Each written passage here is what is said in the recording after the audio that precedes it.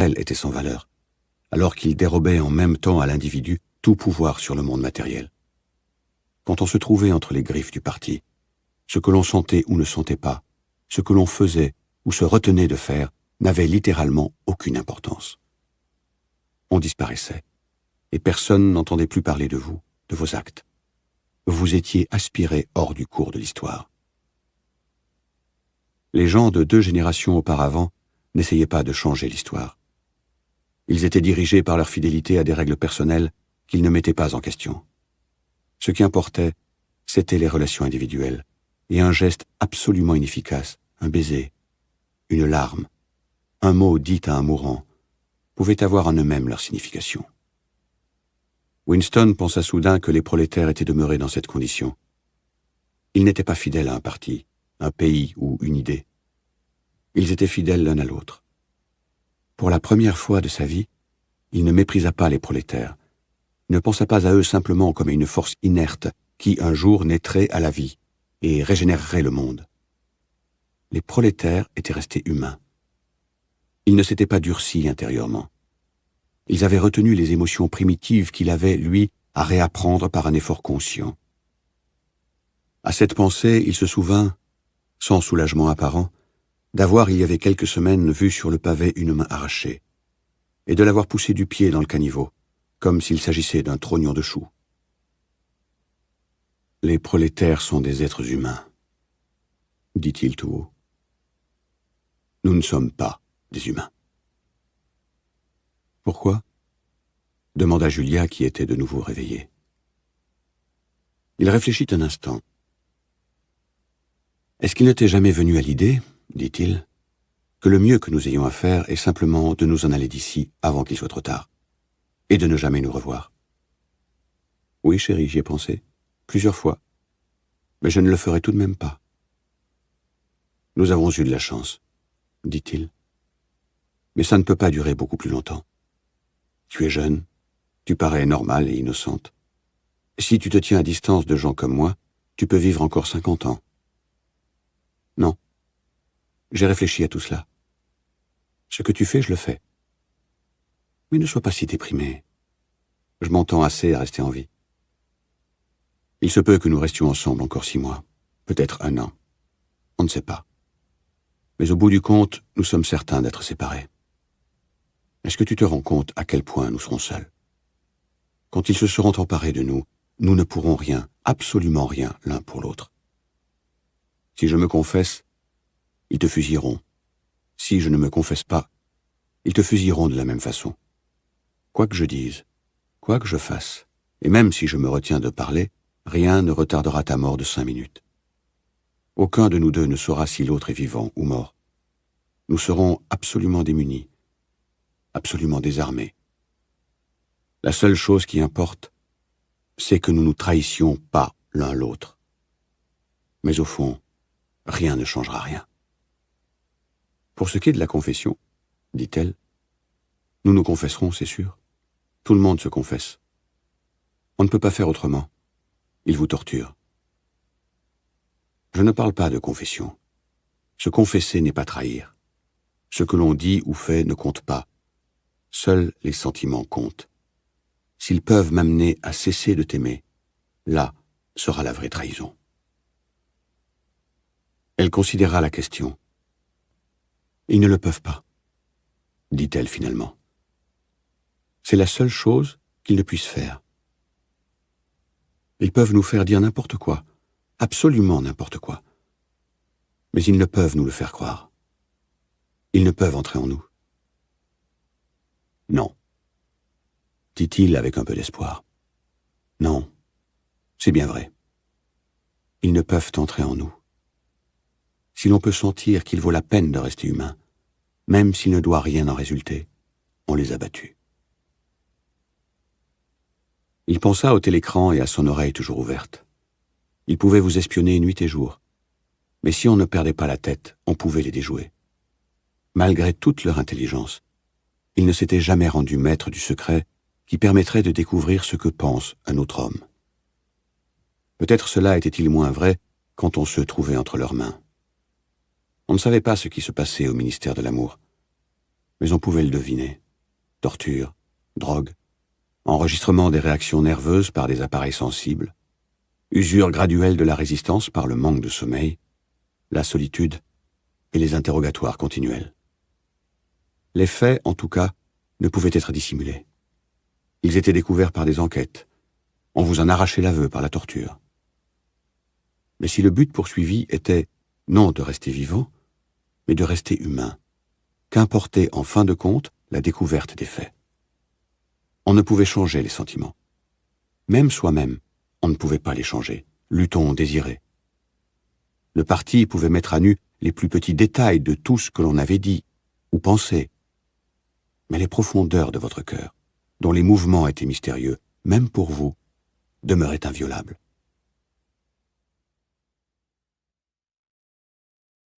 Il l'avait fait, à la fin. Il l'avait fait.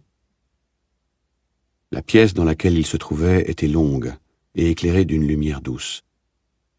La voix diminuée du télécran n'était plus qu'un murmure bas. La richesse du tapis bleu sombre donnait, quand on marchait, l'impression du velours. À l'extrémité de la pièce, O'Brien, assis à une table, sous une lampe à abat-jour vert, avait de chaque côté de lui un monceau de papier. Il n'avait pas pris la peine de lever les yeux quand le domestique avait introduit Winston et Julia.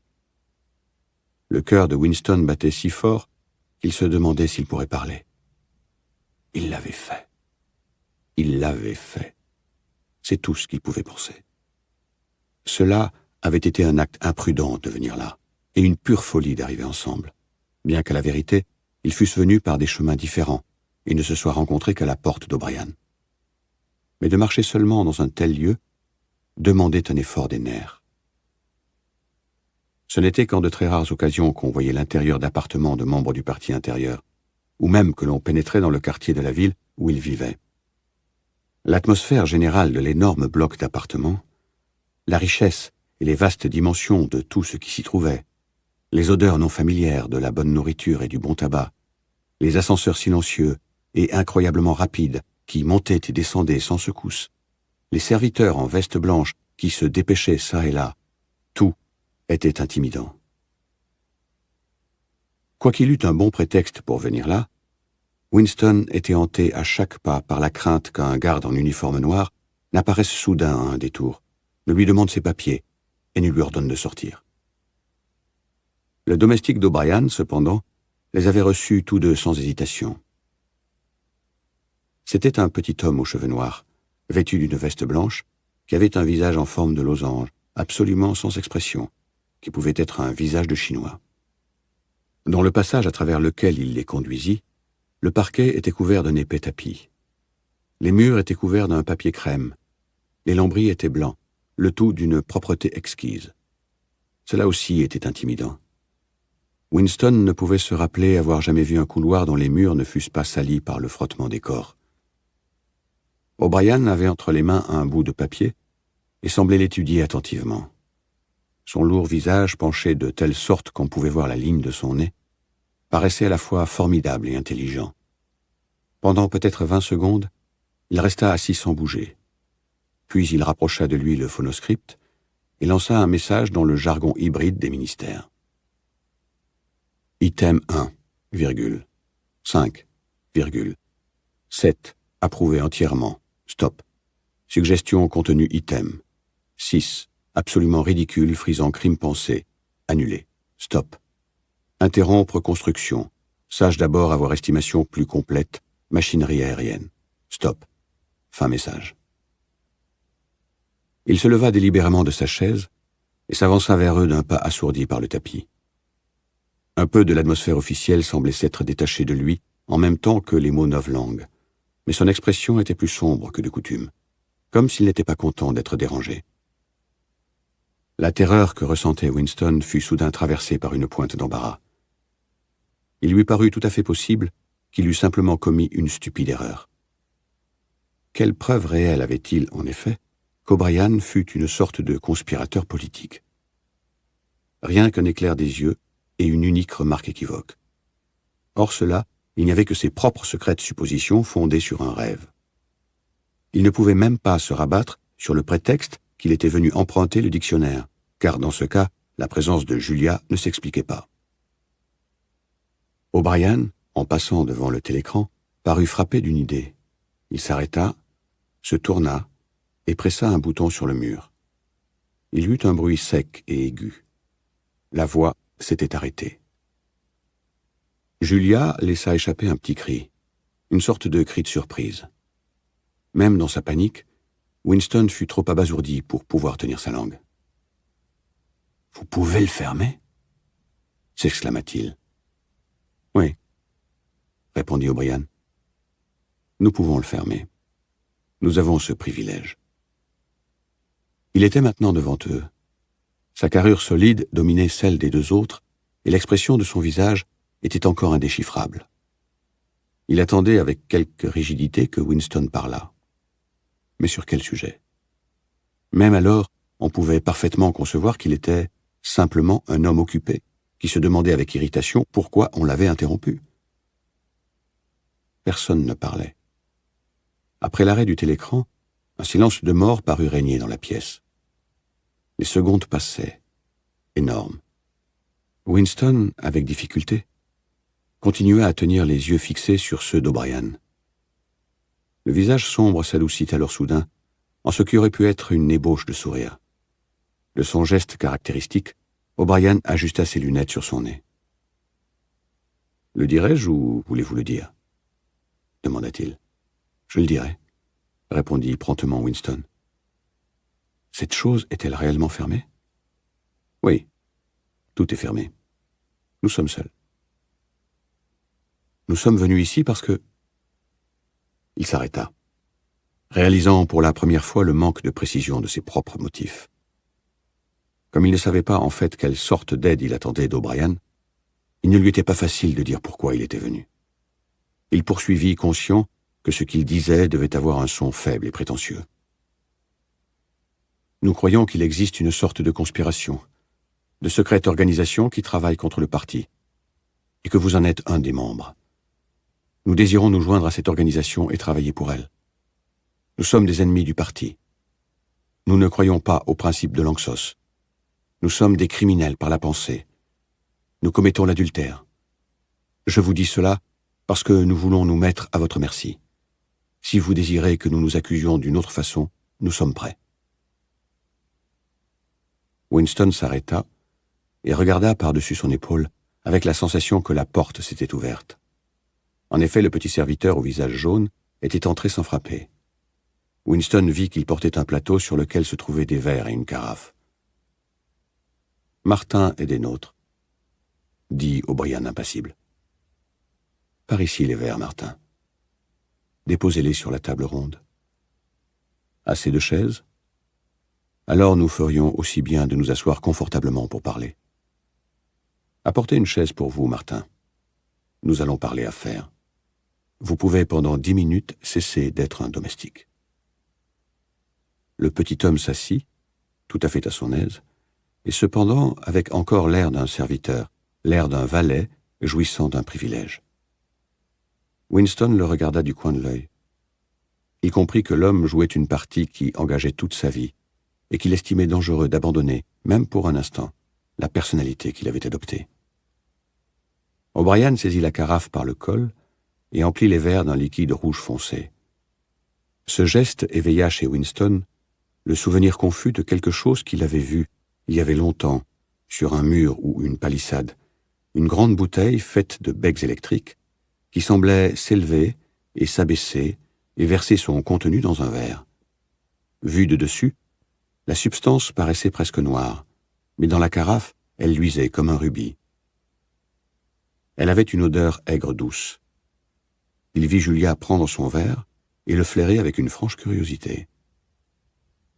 « Cela s'appelle du vin, » dit O'Brien avec un faible sourire. « Vous le connaissez par les livres, sans doute. Je crains qu'il n'y en ait pas beaucoup qui aillent au parti extérieur. » Son visage reprit son expression solennelle et il leva son verre. « Je pense qu'il est bon de commencer par porter un toast. À notre chef, Emmanuel Goldstein. » Winston prit son verre avec une certaine avidité. Le vin était un breuvage qu'il connaissait par ses lectures, et dont il rêvait. Comme le presse-papier de verre, ou les bouts rimés que M. Carrington se rappelait à demi, il appartenait à un passé romantique, disparu, le vieux temps, comme il l'appelait en secret. Il avait toujours pensé, il ne savait pourquoi, que le vin était excessivement sucré, comme la confiture de mûre, et qu'il avait un effet immédiatement enivrant.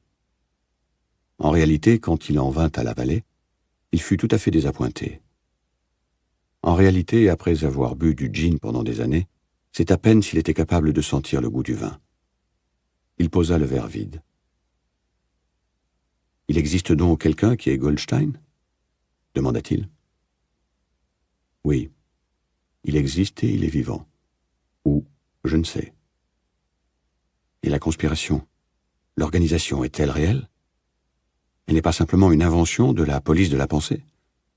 Non, elle est réelle. Nous l'appelons la fraternité. Vous n'en apprendrez jamais beaucoup plus sur la fraternité, or qu'elle existe, et que vous en faites partie. J'y reviendrai tout à l'heure. Il regarda sa montre. Il est imprudent, même pour les membres du parti intérieur, de fermer le télécran plus d'une demi-heure. Vous n'auriez pas dû venir ensemble, et il vous faudra partir séparément.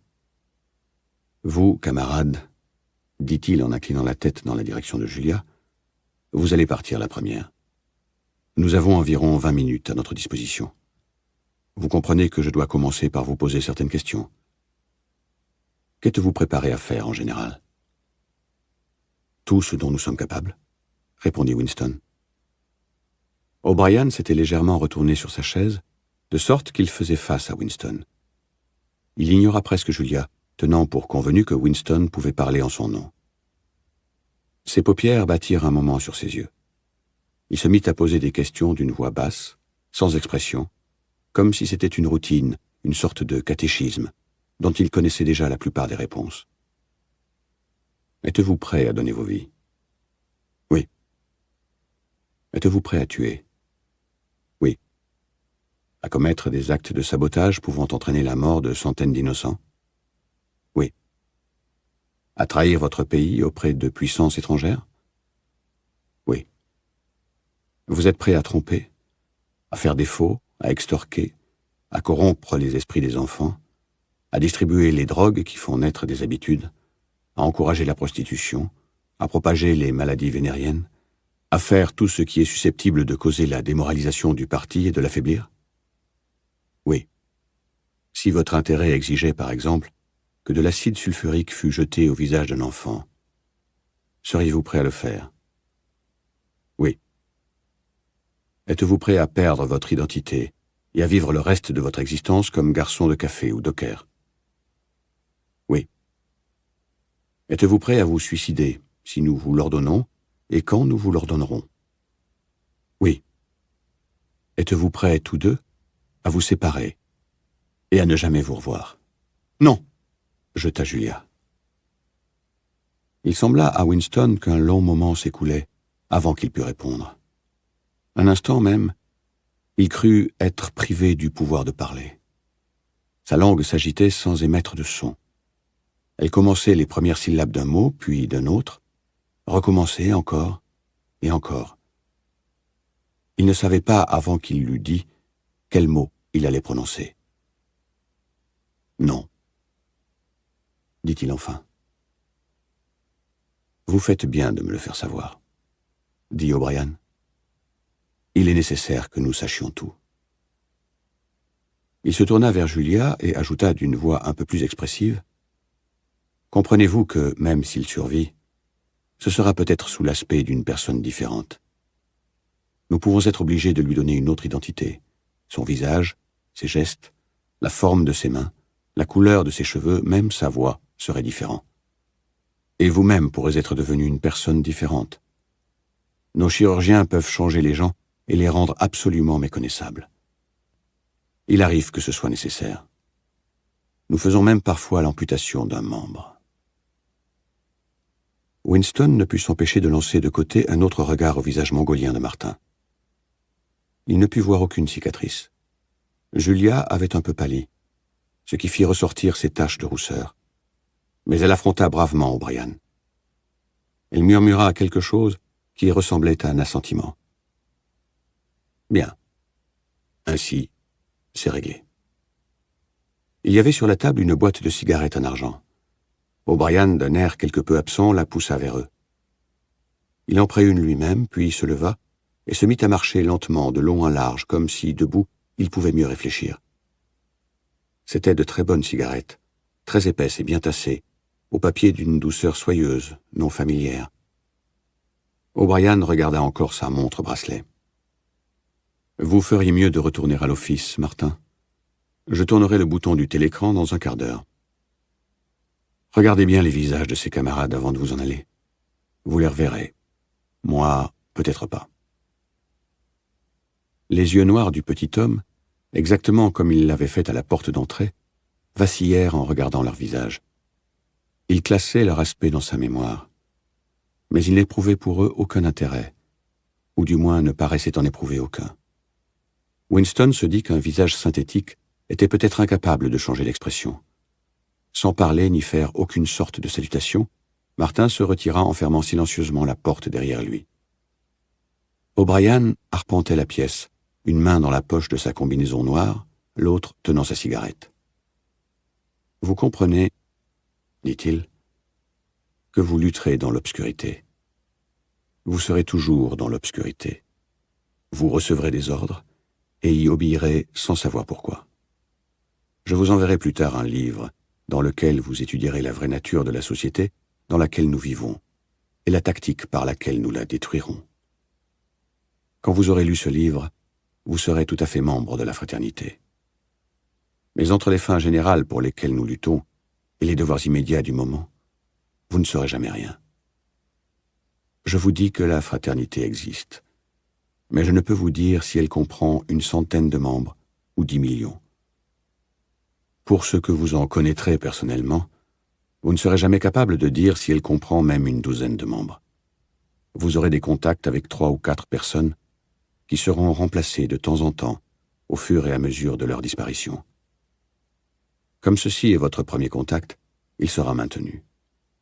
Les ordres que vous recevrez viendront de moi. Si nous jugeons nécessaire de communiquer avec vous, ce sera par l'entremise de Martin. Quand vous serez finalement pris, vous vous confesserez. C'est inévitable. Mais, mis à part vos propres actes, vous aurez très peu à confesser. Vous ne pourrez trahir qu'une poignée de gens sans importance. Vous ne me trahirez probablement même pas. D'ici là, je serai peut-être mort, ou je serai devenu une personne différente, avec un visage différent. Il continuait à marcher de long en large sur le tapis épais. En dépit de sa corpulence, il y avait une grâce remarquable dans ses mouvements. Elle se manifestait même dans le geste avec lequel il mettait sa main dans sa poche où roulait une cigarette. Plus même que de face, il donnait une impression de sûreté de soi et d'intelligence teintée d'ironie. Quelle que pût être son ardeur, il n'avait rien du fanatique mu par une idée fixe. Quand il parlait de meurtre, de suicide, de maladies vénériennes, de membres amputés et de visages modifiés, c'était avec un léger accent de persiflage. C'est inévitable, semblait dire sa voix. C'est ce que nous devons faire sans fléchir. Mais ce n'est pas ce que nous ferons quand la vie vaudra de nouveau la peine d'être vécue. Une vague d'admiration, presque de dévotion à l'adresse d'O'Brien, afflua en Winston. Il avait pour l'instant oublié la silhouette symbolique de Goldstein. Quand on regardait les épaules puissantes d'O'Brien et son visage au trait grossier, si laid et pourtant tellement civilisé, il était impossible de croire qu'il pourrait être défait. Il n'y avait pas de stratagème à la hauteur duquel il ne fût pas, de danger qu'il ne pût prévoir. Même Julia semblait impressionnée. Elle avait laissé tomber sa cigarette de sa bouche et écoutait attentivement. O'Brien poursuivit. « Vous devez avoir entendu des rumeurs sur l'existence de la fraternité. Sans doute, vous en êtes-vous formé une image qui vous est personnelle. Vous avez probablement imaginé une puissante organisation clandestine de conspirateurs qui se rencontrent secrètement dans des caves, qui griffonnent des messages sur les murs, qui se reconnaissent mutuellement par des mots de passe ou par des mouvements spéciaux de la main. Il n'existe rien de ce genre. Les membres de la fraternité n'ont aucun moyen de se reconnaître, et un membre ne peut connaître l'identité que de très peu d'autres. Goldstein lui-même, s'il tombait entre les mains de la police de la pensée, ne pourrait leur donner une liste complète des membres, ou aucune information qui pourrait les amener à avoir une liste complète. Une telle liste n'existe pas. La fraternité ne peut être anéantie parce qu'elle n'est pas une organisation dans le sens ordinaire du terme. Rien ne relie ses membres, sinon une idée qui est indestructible. Vous n'aurez jamais pour vous soutenir que cette idée. Vous n'aurez aucun camarade et aucun encouragement. À la fin, quand vous serez pris, vous ne recevrez aucune aide. Nous n'aidons jamais nos membres. Jamais. S'il est absolument nécessaire que quelqu'un garde le silence, nous pouvons tout au plus introduire parfois en cachette une lame de rasoir dans la cellule d'un prisonnier. Il faudra vous habituer à vivre sans obtenir de résultats et sans espoir. Vous travaillerez un bout de temps, vous serez pris, vous vous confesserez et vous mourrez. Ce sont les seuls résultats que vous verrez jamais. Il n'y a aucune possibilité pour qu'un changement perceptible ait lieu pendant la durée de notre existence. Nous sommes des morts. Notre seule vie réelle est dans l'avenir. Nous prendrons part à cet avenir sous forme de poignées de poussière et d'esquilles d'os. Mais à quelle distance de nous peut être ce futur? Il est impossible de le savoir. Ce peut être 1 millier d'années. Actuellement, rien n'est possible, sauf d'étendre petit à petit la surface du jugement saint. Nous ne pouvons agir de concert. Nous pouvons seulement diffuser nos connaissances d'individu à individu, de génération en génération. En face de la police de la pensée, il n'y a pas d'autre voie. Il s'arrêta et regarda sa montre pour la 3e fois. « Il est presque temps que vous partiez, camarade, » dit-il à Julia. « Attendez, le carafon est encore à moitié plein. » Il remplit les verres et, prenant le sien par le pied, l'éleva. « À quoi devons-nous boire cette fois ?» dit-il avec toujours la même légère teinte d'ironie. « À la confusion de la police de la pensée? À la mort de Big Brother? À l'humanité? À l'avenir? » « Au passé, » répondit Winston. « Le passé est plus important, » consentit O'Brien gravement. Ils vidèrent leurs verres, et un moment après, Julia se leva pour partir. O'Brien prit sur un secrétaire une petite boîte, et tendit à Julia une tablette blanche et plate, qu'il lui dit de mettre sur sa langue. Il était important de ne pas sortir avec l'odeur de vin sur soi. Les employés de l'ascenseur étaient très observateurs. Sitôt que la porte se referma sur Julia, il sembla oublier son existence. Il fit encore quelques pas dans la pièce, puis s'arrêta. « Il y a des détails à régler, » dit-il. « Je présume que vous avez un endroit quelconque où vous cachez. » Winston parla de la pièce qui était au-dessus de la boutique de M. Carrington. « Pour l'instant, cela suffira. Plus tard, nous arrangerons quelque chose d'autre pour vous. Il est important de changer fréquemment de cachette. Entre-temps, je vous enverrai un exemplaire du livre. » Même O'Brien, remarqua Winston, semblait prononcer ce mot comme s'il était en italique. « Le livre de Goldstein, je veux dire. Aussitôt que possible. Il faudra peut-être quelques jours pour que j'en obtienne un. Il n'en existe pas beaucoup, comme vous pouvez l'imaginer. La police de la pensée les pourchasse et les détruit presque aussi rapidement que nous pouvons les sortir. Cela importe très peu. Le livre est indestructible. Si le dernier exemplaire était détruit, nous pourrions le reproduire presque mot pour mot.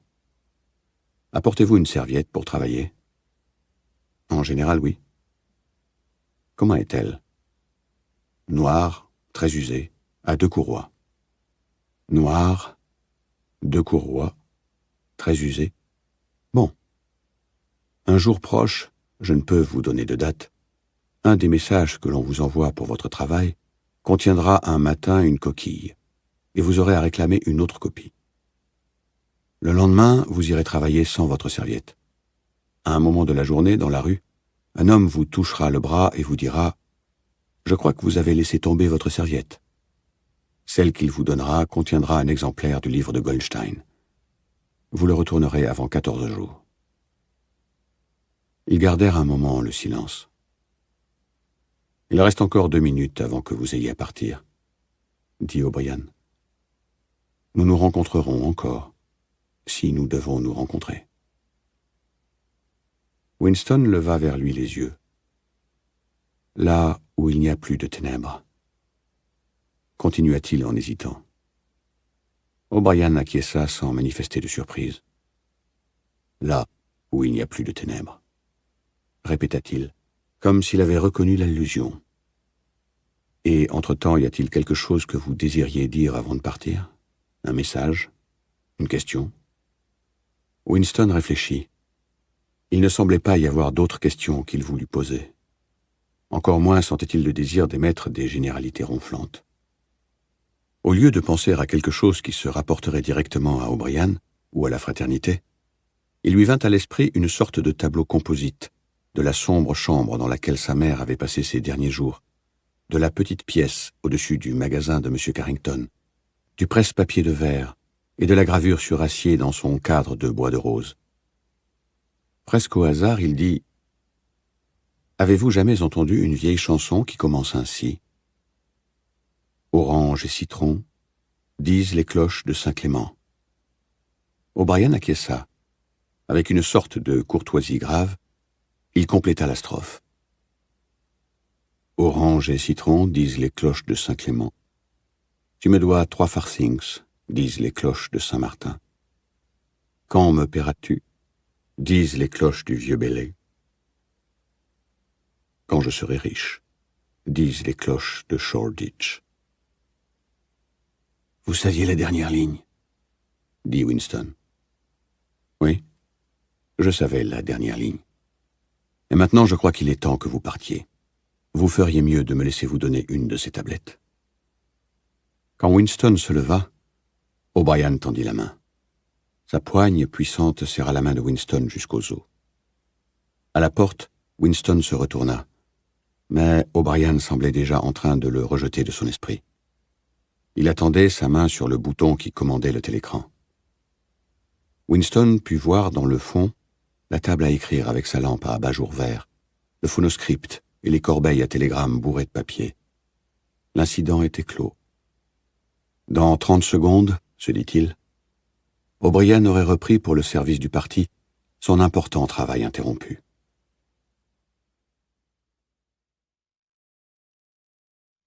Winston était gélatineux de fatigue. Gélatineux était le mot juste, qui lui était spontanément venu à l'esprit. Son corps lui semblait avoir non seulement la faiblesse de la gelée, mais son aspect translucide. Il avait l'impression que s'il levait la main, il pourrait voir la lumière à travers elle.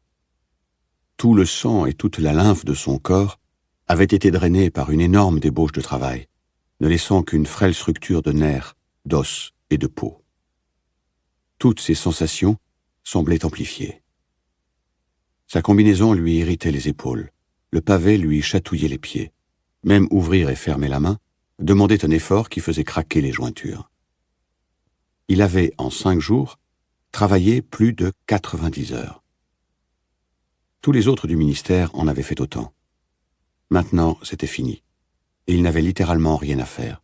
Aucun travail d'aucune sorte pour le parti jusqu'au lendemain matin. Il pourrait passer 6 heures dans la cachette et 9 dans son propre lit. Par un doux après-midi ensoleillé, il remontait lentement une rue sale en direction du magasin de M. Carrington. Il tenait l'œil ouvert pour surveiller les patrouilles, mais sans raison, il était convaincu que cet après-midi-là, il n'y avait aucun danger que quelqu'un vienne le gêner. La lourde serviette qu'il portait lui cognait le genou à chaque pas et faisait monter et descendre dans la peau de sa jambe une sensation de fourmillement. Dans la serviette était placé le livre, qu'il possédait depuis 6 jours, et qu'il n'avait pourtant pas ouvert, ni même regardé. Au 6e jour de la semaine de la haine, après les processions, les discours, les cris, les chants, les bannières, les affiches, les films, les effigies de cire, le roulement des tambours, le glapissement des trompettes, le bruit de pas des défilés en marche, le grincement des chenilles de tanks, le mugissement des groupes d'aéroplanes, le grondement des canons. Après 6 jours de tout cela, alors que le grand orgasme palpitait vers son point culminant, que la haine générale contre l'Eurasia s'était échauffée, et en était arrivé à un délire tel que, si la foule avait pu mettre la main sur les 2000 criminels eurasiens qu'on devait pendre en public le dernier jour de la semaine, elle les aurait certainement mis en pièces. Juste à ce moment, on annonça qu'après tout, l'Océania n'était pas en guerre contre l'Eurasia. L'Océania était en guerre contre l'Estasia. L'Eurasia était un allié. Il n'y eut naturellement aucune déclaration d'un changement quelconque. On apprit simplement, partout à la fois, avec une extrême soudaineté, que l'ennemi, c'était l'Estasia et non l'Eurasia. Winston prenait part à une manifestation dans l'un des squares du centre de Londres quand la nouvelle fut connue. C'était la nuit. Les visages et les bannières rouges étaient éclairés d'un flot de lumière blafarde. Le square était bondé de plusieurs milliers de personnes, dont un groupe d'environ 1 millier d'écoliers, revêtus de l'uniforme des espions. Sur une plateforme drapée de rouge, un orateur du parti intérieur, un petit homme maigre, aux longs bras disproportionnés, au crâne large et chauve sur lequel étaient disséminées quelques rares mèches raides, haranguait la foule. C'était une petite silhouette de baudruche hygiénique, contorsionnée par la haine. Une de ses mains s'agrippait au tube du microphone, tandis que l'autre, énorme et menaçante au bout d'un bras osseux, déchirait l'air au-dessus de sa tête. Sa voix, rendue métallique par les haut-parleurs, faisait retentir les mots d'une interminable liste d'atrocités, de massacres, de déportations, de pillages, de viols, de tortures de prisonniers, de bombardements de civils, de propagande mensongère, d'agressions injustes, de traités violés. Il était presque impossible de l'écouter sans être d'abord convaincu, puis affolé. La fureur de la foule croissait à chaque instant, et la voix de l'orateur était noyée dans un hurlement de bêtes sauvages qui jaillissaient involontairement des milliers de gosiers. Les glapissements les plus sauvages venaient des écoliers. L'orateur parlait depuis peut-être 20 minutes, quand un messager monta en toute hâte sur la plateforme et lui glissa dans la main un bout de papier. Il le déplia et le lut sans interrompre son discours. Rien ne changea de sa voix, ou de ses gestes, ou du contenu de ce qu'il disait, mais les noms, soudain, furent différents. Sans que rien fût dit, une vague de compréhension parcourut la foule. L'Océania était en guerre contre l'Estasia. Il y eut, le moment d'après, une terrible commotion. Les bannières et les affiches qui décoraient le square tombaient tout à faux. Presque la moitié d'entre elles montraient des visages de l'ennemi actuel. C'était du sabotage. Les agents de Goldstein étaient passés par là. Il y eut un interlude tumultueux au cours duquel les affiches furent arrachées des murs, les bannières réduites en lambeaux et piétinées. Les espions accomplirent des prodiges d'activité en grimpant jusqu'au faîte des toits pour couper les banderoles qui flottaient sur les cheminées.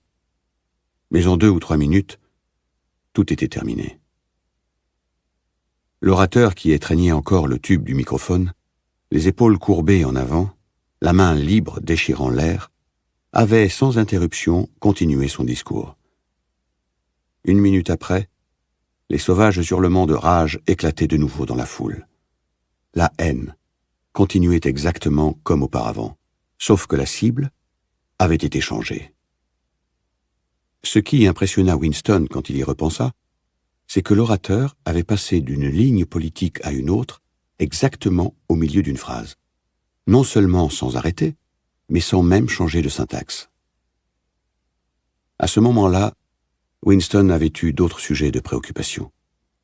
C'est pendant le désordre du moment, pendant que les affiches étaient déchirées et jetées, qu'un homme dont il ne vit pas le visage lui avait frappé l'épaule et dit « Pardon, je crois que vous avez laissé tomber votre serviette. » Il prit la serviette d'un geste distrait, sans mot dire. Il savait qu'il faudrait attendre quelques jours avant qu'il eût la possibilité de l'ouvrir. Dès la fin de la manifestation, il se rendit tout droit au ministère, bien qu'il fût près de 23 heures. L'équipe entière du ministère avait fait comme lui. Les ordres que déjà émettaient les télécrans pour les rappeler à leur poste était à peine nécessaire. L'Océania était en guerre contre l'Estasia. L'Océania avait donc toujours été en guerre contre l'Estasia. Une grande partie de la littérature politique de 5 années était maintenant complètement surannée. Exposés et récits de toutes sortes, journaux, livres, pamphlets, films, disques, photographies, tout devait être rectifié à une vitesse éclair. Bien qu'aucune directive n'eût jamais été formulée, on savait que les chefs du commissariat entendaient qu'avant une semaine ne demeure nulle part aucune mention de la guerre contre l'Eurasia et de l'alliance avec l'Estasia. Le travail était écrasant, d'autant plus que les procédés qu'il impliquait ne pouvaient être appelés de leur vrai nom. Au commissariat aux archives, tout le monde travaillait 18 heures sur 24, avec 2 intervalles de 3 heures de sommeil hâtif. Des matelas furent montés des caves et étalés dans tous les couloirs. Les repas consistaient en sandwichs et du café de la Victoire était apporté sur des chariots roulants par des gens de la cantine. Chaque fois que Winston s'arrêtait pour un de ses tours de sommeil, il tâchait de ne pas laisser de travail à faire sur son bureau. Mais lorsqu'il se traînait, les yeux collants et malades vers sa cabine, c'était pour trouver une autre pluie de cylindres de papier qui recouvrait le bureau comme un monceau de neige et commençait à s'abattre sur le parquet. Si bien que le premier travail était toujours de les entasser en une pile assez régulière pour avoir la place de travailler. Le pire était que le travail n'était pas du tout purement mécanique. Souvent, il suffisait simplement de substituer un nom à un autre, mais tout rapport détaillé d'événements demandait de l'attention et de l'imagination. Les connaissances géographiques même, nécessaires pour transférer la guerre d'une partie du monde dans une autre, étaient considérables. Au 3e jour, il avait des maux d'yeux insupportables, et il lui fallait essuyer ses verres à chaque instant. C'était comme de lutter contre une tâche physique écrasante, quelque chose qu'on aurait le droit de refuser, mais que l'on était néanmoins nerveusement anxieux d'accomplir. Autant qu'il put s'en souvenir, Winston n'était pas troublé par le fait que tous les mots qu'il murmurait au phonoscript, tous les traits de son crayon à encre, étaient des mensonges délibérés. Il était aussi désireux que n'importe qui dans le département que la falsification fût parfaite. Le 6e jour au matin, l'écoulement des cylindres ralentit. Pendant près d'une demi-heure, rien ne sortit du tube. Puis il y eut un autre cylindre, puis plus rien. Partout, au même moment, le travail ralentit. Un profond et secret soupir fut exhalé dans tout le commissariat. Une œuvre importante, dont on ne pourrait jamais parler, venait d'être achevée. Il était maintenant impossible à aucun être humain de prouver par des documents qu'il n'y avait jamais eu une guerre contre l'Eurasia. À 12 heures, il fut annoncé de façon inattendue que tous les employés du ministère étaient libres jusqu'au lendemain matin. Winston portait encore la serviette qui contenait le livre. Elle était restée entre ses pieds pendant qu'il travaillait et sous son corps pendant qu'il dormait. Il rentra chez lui, se rasa et s'endormit presque dans le bain, bien que l'eau fût à peine plus que tiède. Avec une sorte de voluptueux grincement de ses articulations, il monta l'escalier au-dessus du magasin de M. Carrington. Il était fatigué, mais n'avait plus sommeil. Il ouvrit la fenêtre, alluma le petit fourneau à pétrole sale et posa dessus une casserole d'eau pour le café. Julia arriverait bientôt. D'ici là, il y avait le livre. Il s'assit dans le fauteuil usé et défit les courroies de la serviette. C'était un lourd volume noir, relié par un amateur, sans nom ni titre sur la couverture. L'impression paraissait légèrement irrégulière. Les pages étaient usées sur les bords et se séparaient facilement, comme si le livre avait passé entre beaucoup de mains. Sur la page de garde, il y avait l'inscription suivante. Théorie et pratique du collectivisme oligarchique par Emmanuel Goldstein. Winston commença à lire. Chapitre 1. L'ignorance, c'est la force. Au cours des époques historiques, et probablement depuis la fin de l'âge néolithique, il y eut dans le monde 3 classes. La classe supérieure, la classe moyenne, la classe inférieure. Elles ont été subdivisées de beaucoup de façons. Elles ont porté d'innombrables noms différents. La proportion du nombre d'individus que comportait chacune, aussi bien que leur attitude les unes vis-à-vis des autres, ont varié d'âge en âge. mais la structure essentielle de la société n'a jamais varié. Même après d'énormes poussées et des changements apparemment irrévocables, la même structure s'est toujours rétablie, exactement comme un gyroscope reprend toujours son équilibre, aussi loin qu'on le pousse d'un côté ou de l'autre. Les buts de ces trois groupes sont absolument inconciliables. Winston s'arrêta de lire, surtout pour jouir du fait qu'il était en train de lire dans le confort et la sécurité. Il était seul. Pas de télécran. Pas d'oreille au trou de la serrure. Pas d'impulsion nerveuse le poussant à regarder par-dessus son épaule ou à couvrir la page de sa main. L'air doux de l'été se jouait contre son visage. De quelque part, au loin, arrivaient des cris affaiblis d'enfants. Dans la chambre elle-même, il n'y avait aucun bruit, sauf la voix d'insectes de l'horloge. Il s'enfonça plus profondément dans le fauteuil et posa ses pieds sur le garde-feu. C'était le bonheur. C'était l'éternité. Soudain, comme on fait parfois d'un livre dont on sait qu'en fin de compte on lira et relira tous les mots, il l'ouvrit à une page et se trouva au chapitre 3. Il continua à lire. Chapitre 3. La guerre, c'est la paix. La division du monde en trois grands États principaux est un événement qui pouvait être, et en vérité, était prévu avant le milieu du XXe siècle. Avant l'absorption de l'Europe par la Russie et de l'Empire britannique par les États-Unis, deux des trois puissances actuelles, l'Eurasia et l'Océania, étaient déjà effectivement constituées. La troisième, l'Estasia, n'émergea comme unité distincte qu'après une autre décennie de lutte confuse. Les frontières entre les trois super-États sont en quelques endroits arbitraires. En d'autres, elles varient suivant la fortune de la guerre, mais elles suivent en général les tracés géographiques. L'Eurasia comprend toute la partie nord du continent européen et asiatique, du Portugal au détroit de Bering. L'Océania comprend les Amériques, les îles de l'Atlantique, y compris les îles britanniques, l'Australie et le sud de l'Afrique. L'Estasia, plus petite que les autres, et avec une frontière occidentale moins nette, comprend la Chine et les contrées méridionales de la Chine, les îles du Japon et une portion importante mais variable de la Mandchourie, de la Mongolie et du Tibet. Groupés d'une façon ou d'une autre, ces trois super-États sont en guerre d'une façon permanente depuis 25 ans. La guerre, cependant, n'est plus la lutte désespérée jusqu'à l'anéantissement qu'elle était dans les premières décennies du XXe siècle. C'est une lutte dont les buts sont limités, entre combattants incapables de se détruire l'un l'autre, qui n'ont pas de raison matérielle de se battre, et ne sont divisés par aucune différence idéologique véritable. Cela ne veut pas dire que la conduite de la guerre, ou l'attitude dominante en face d'elle, soit moins sanguinaire ou plus chevaleresque. Au contraire, l'hystérie guerrière est continue et universelle dans tous les pays, et le viol, le pillage, le meurtre d'enfants, la mise en esclavage des populations, les représailles contre les prisonniers qui vont même jusqu'à les faire bouillir ou à les enterrer vivants, sont considérés comme normaux. Commis par des partisans et non par l'ennemi, ce sont des actes méritoires. Mais, dans un sens matériel, la guerre engage un très petit nombre de gens qui sont surtout des spécialistes très entraînés et, comparativement, cause peu de morts. La lutte, quand il y en a une, a lieu sur les vagues frontières dont l'homme moyen peut seulement deviner l'emplacement, ou autour des forteresses flottantes qui gardent les points stratégiques des routes maritimes.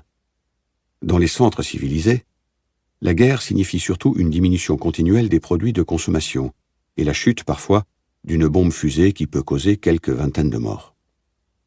La guerre a, en fait, changé de caractère. Plus exactement, l'ordre d'importance des raisons pour lesquelles la guerre est engagée a changé. Des motifs qui existaient déjà, mais dans une faible mesure, lors des grandes guerres du début du XXe siècle, sont maintenant devenus essentiels. Ils sont ouvertement reconnus et l'on agit en conséquence d'après eux. Pour comprendre la nature de la présente guerre, car en dépit des regroupements qui se succèdent à peu d'intervalle, c'est toujours la même guerre, on doit réaliser d'abord qu'il est impossible qu'elle soit décisive. Aucun des trois super-États ne pourrait être définitivement conquis, même par les deux autres. Les forces sont trop également partagées, les défenses naturelles trop formidables. L'Eurasia est protégée par ses vastes étendues de terre, l'Océania par la largeur de l'Atlantique et du Pacifique, l'Estasia par la fécondité et l'habileté de ses habitants. En deuxième lieu, il n'y a plus au sens matériel de raison pour se battre. Avec l'établissement des économies intérieures dans lesquelles la production et la consommation sont engrainées l'une dans l'autre, la lutte pour les marchés, qui était l'une des principales causes des guerres antérieures, a disparu. La compétition pour les matières premières n'est plus une question de vie ou de mort. Dans tous les cas, chacun des trois super-États est si vaste qu'il peut obtenir à l'intérieur de ses frontières presque tous les matériaux qui lui sont nécessaires.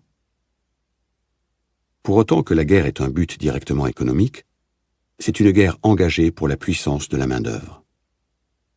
Entre les frontières des trois super-États, dont aucun ne parvient à le posséder en permanence, s'étend un quadrilatère approximatif dont les sommets sont à Tanger, Brazzaville, Darwin et Hong Kong, et qui contient environ 1/5 de la population du globe. C'est pour la possession de ces régions surpeuplées et du pôle glacé du Nord que les trois puissances sont constamment en guerre. En pratique, aucune puissance ne régit jamais la surface entière de l'espace disputé. Des portions de cette surface changent constamment de main, et c'est la volonté de s'emparer d'un fragment ou d'un autre de ces pays par une soudaine trahison qui dicte les changements sans fin des groupements. Tous les territoires disputés contiennent des minéraux de valeur, et quelques-uns fournissent d'importants produits végétaux comme le caoutchouc, dont il est nécessaire, dans les pays plus froids, de faire la synthèse par des méthodes comparativement onéreuses. Mais ils contiennent surtout une réserve inépuisable de main-d'œuvre à bon marché. La puissance qui régit l'Afrique équatoriale, ou les contrées du Moyen-Orient, ou l'Inde du Sud, ou l'archipel indonésien, dispose de vingtaines ou de centaines de millions de coulis qui travaillent durement pour des salaires de famine. Les habitants de ces pays, réduits plus ou moins ouvertement à l'état d'esclaves, passent continuellement d'un conquérant à un autre. Ils sont employés comme une quantité donnée de charbon ou d'huile humain à produire plus d'armes, à s'emparer de plus de territoires et à posséder une plus grande puissance de main-d'œuvre pour produire plus d'armes, pour s'emparer de plus de territoires, et ainsi de suite, indéfiniment. Il est à noter que la lutte ne dépasse jamais réellement les limites des surfaces disputées. Les frontières de l'Eurasia reculent et avancent entre le bassin du Congo et le rivage nord de la Méditerranée. Les îles de l'océan Indien et du Pacifique sont constamment prises et reprises par l'Océania ou par l'Estasia. En Mongolie, la ligne qui sépare l'Eurasia de l'Estasia n'est jamais stable. Autour du pôle, les trois puissances revendiquent de vastes territoires qui sont en fait en grande partie inhabités et inexplorés. Mais le niveau de puissance reste toujours approximativement équivalent, et le territoire qui forme le cœur de chaque super-État demeure toujours inviolé. Qui plus est, le travail des peuples exploités autour de l'équateur n'est pas réellement nécessaire à l'économie mondiale. Il n'ajoute rien à la richesse du monde, puisque tout ce qu'il produit est utilisé à des fins de guerre. Lorsqu'on livre une guerre, c'est toujours pour être en meilleure position pour livrer une autre guerre. Par leur travail, les populations esclaves permettent de hâter la marche de l'éternelle guerre. Mais si elle n'existait pas, la structure de la société et le processus par lequel elle se maintient ne seraient pas essentiellement différents. Le but primordial de la guerre moderne, en accord avec les principes de la double pensée, ce but est en même temps reconnu et non reconnu par les cerveaux directeurs du parti intérieur, est de consommer entièrement les produits de la machine sans élever le niveau général de la vie.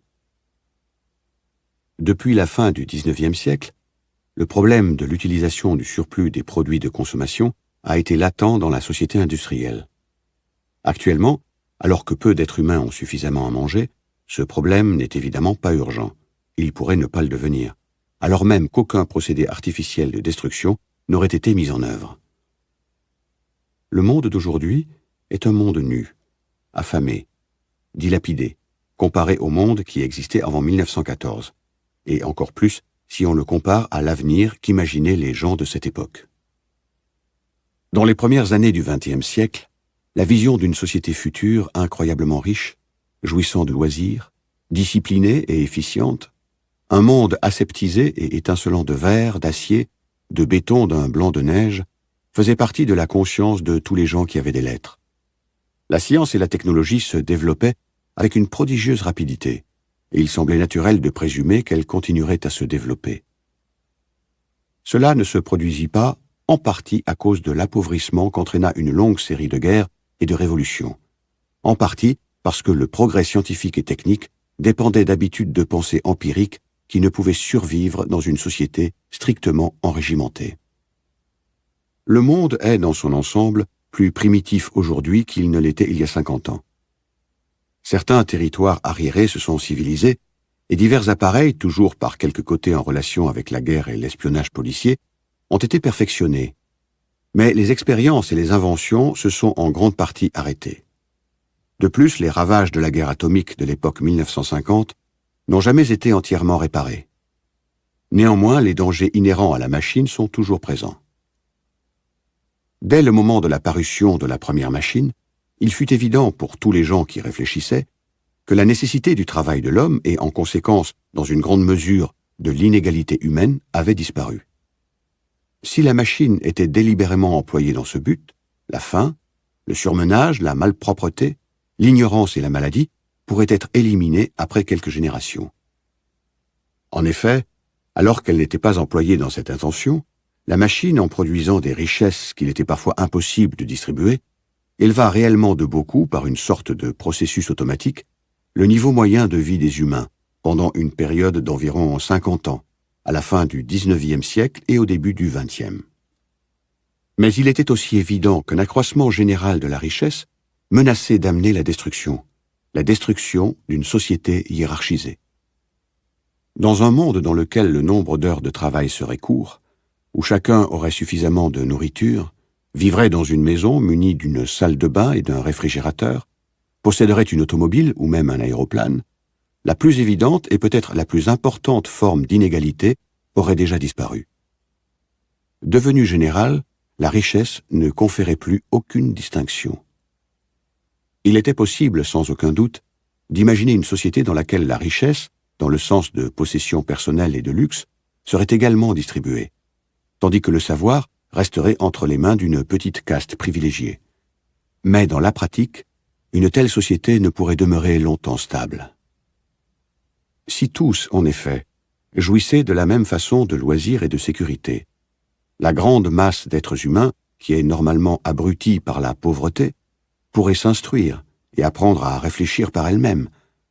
Elle s'apercevrait alors tôt ou tard que la minorité privilégiée n'a aucune raison d'être et la balayerait.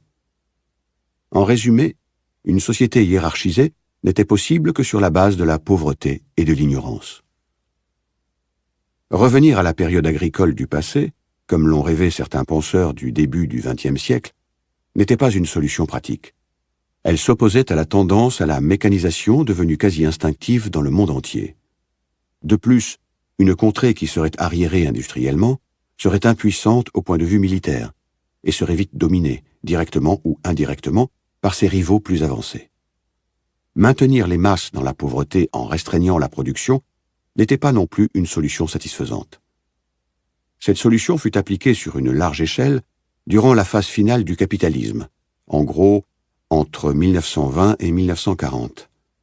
On laissa stagner l'économie d'un grand nombre de pays, des terres furent laissées en jachère, on n'ajouta pas au capital équipement, et de grandes masses de population furent empêchées de travailler.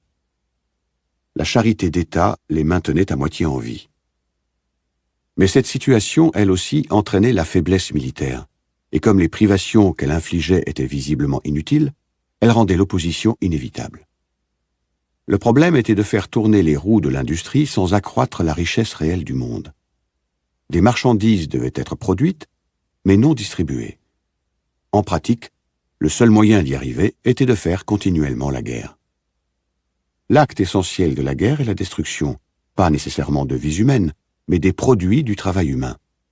La guerre est le moyen de briser, de verser dans la stratosphère ou de faire sombrer dans les profondeurs de la mer les matériaux qui, autrement, pourraient être employés à donner trop de confort aux masses et, partant, trop d'intelligence, en fin de compte. Même quand les armes de guerre ne sont pas réellement détruites, leur manufacture est encore un moyen facile de dépenser la puissance de travail sans rien produire qui puisse être consommé. Une forteresse flottante, par exemple, a immobilisé pour sa construction la main-d'œuvre qui aurait pu construire plusieurs centaines de cargos. Plus tard, alors qu'elle n'a apporté aucun bénéfice matériel à personne, elle est déclarée surannée et envoyée à la ferraille.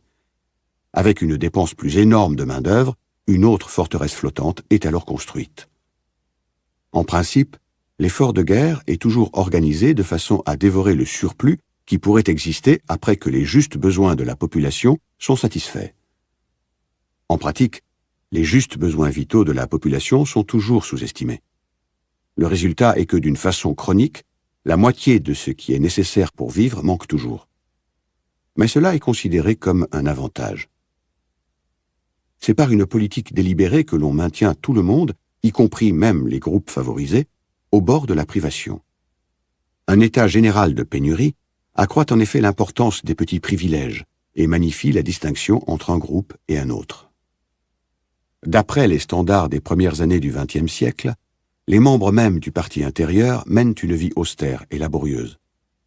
Néanmoins, le peu de confort dont ils jouissent, leurs appartements larges et bien meublés, la solide texture de leurs vêtements, la bonne qualité de leur nourriture, de leurs boissons, de leur tabac, leurs 2 ou 3 domestiques, leur voiture ou leur hélicoptère personnel, les placent dans un monde différent de celui d'un membre du parti extérieur. Et les membres du parti extérieur ont des avantages similaires comparativement aux masses déshéritées que nous appelons les prolétaires. L'atmosphère sociale est celle d'une cité assiégée, dans laquelle la possession d'un morceau de viande de cheval constitue la différence entre la richesse